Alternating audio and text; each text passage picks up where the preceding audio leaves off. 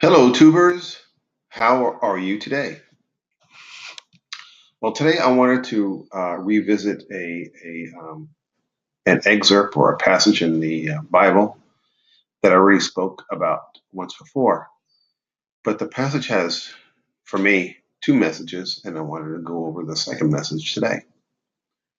Uh, the verse I'm going to go over, or the book I'm going to go over, is basically Genesis.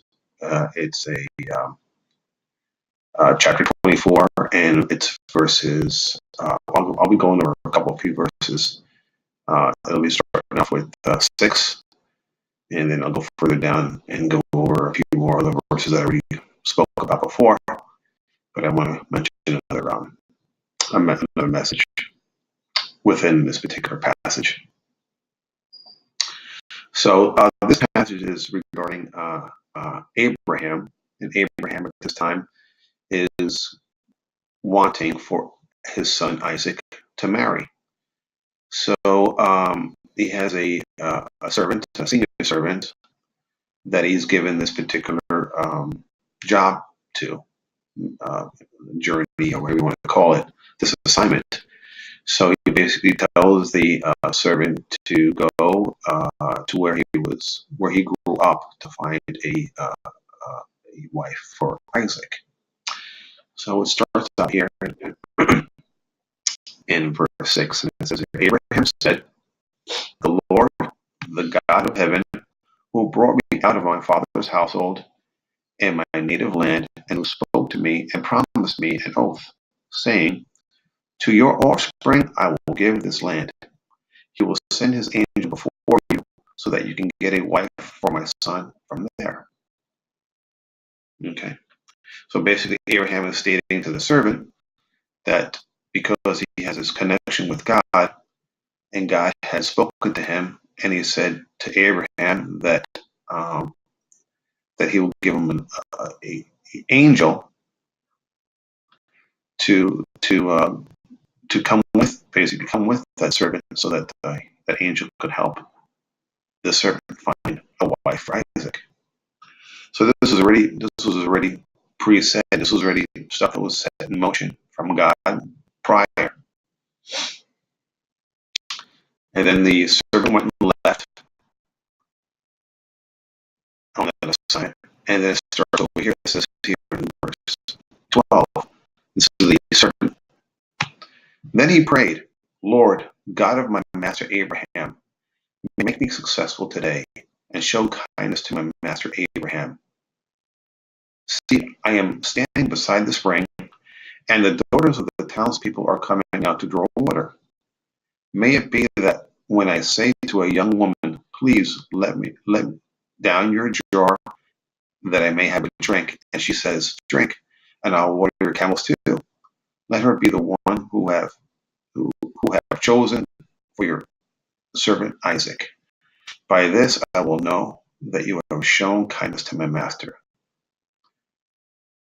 Before he had finished praying, Rebekah came out with her jar on her shoulder.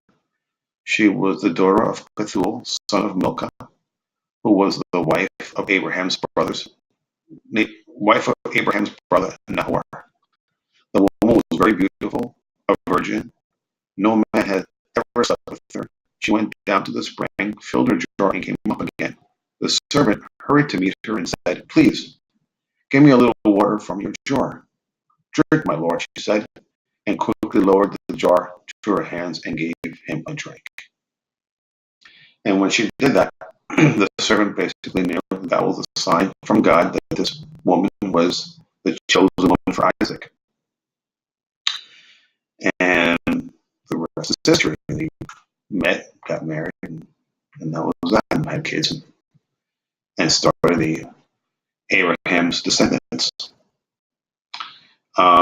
The message here is this: you know, in the society that we have, marriages are declining over years and years and years. People are not getting married like they used to, and this has been going on for years. And so it was striking to me when I was reading this particular passage that God was very much in the plans of Isaac getting married.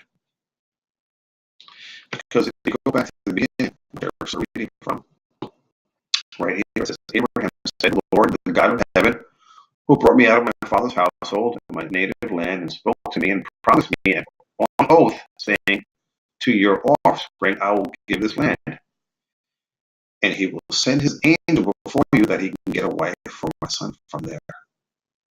So basically, it was so important for Isaac to find a wife that God sent down an angel to help his servant find Rebekah for Isaac.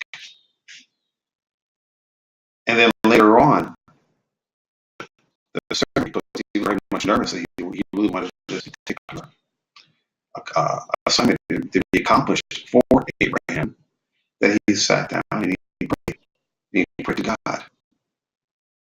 And I really started thinking and going, how many people pray to God for them to find a wife or a husband? How many times do we include God in our quest to find a mate? And I would say that's probably a very small percentage. And so it was kind of striking to me how back then God was very much in the center of finding a mate for people. And for that servant to actually pray was kind of striking to me, because Abraham said, hey, when you go on this journey to find a wife for my son Isaac, you're going to have an angel with you, an angel from God. And you would think, wow, if I have an angel from God, it's like having, it's like being on a basketball team and you have a Michael Jordan on your team, all right, or a LeBron James. Well, if I have LeBron James or Michael Jordan on my team, I'm pretty sure I'm going to win. So I'm going to take it easy. I'm not going to even try that much harder, because I'll just feed the ball to him and he'll score the points and we'll win. So this servant really, even though he had an angel with him, he still took it upon himself to pray. He found that it was worth it for him to pray, and it was important for him to pray. And so I just take that back. I go, people who are looking to find a husband or a wife, they go online and they might become a member of Match.com or something like that, and that's their God, right? Match.com or whatever particular company you want to use. But back then, the Match.com was God. They used God, and they prayed to God and had faith in God for them to find a mate. So I just wanted to bring that up. And if you are looking for a mate, if you are looking for a companion, to pray to God and ask God for that help, just like the servant did. So that's what I wanted to mention to you, and hopefully you'll take that into consideration if you are looking for a mate, or if you're looking for a mate, if you're a mother or father, maybe for your children, to pray to God for them to find somebody that's adequate to help them through your prayers. Okay, people. Well, thank you for listening to me, and as always, God bless.